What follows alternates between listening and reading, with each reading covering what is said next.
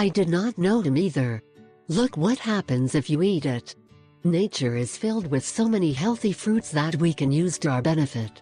These can treat many diseases and conditions, if we learn how to use them correctly.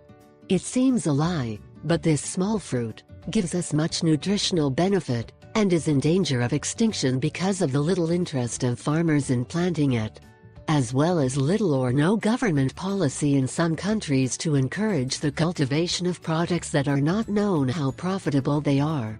It prevents stomach cancer and even helps to heal the prostate. This fruit we are talking about today is known as the golden berries, yellow berries. This fruit is a small round sweet fruit, which is why you will enjoy its benefits. There are more than 50 types of berries that have been used since pre-Columbian times. They are popular in Peru and Colombia, and were considered a sacred food by the Incas. The fruit spread to the whole world in the 18th century and is usually consumed by people of higher class. Today, golden berries are consumed all over the world, but especially in England and Germany.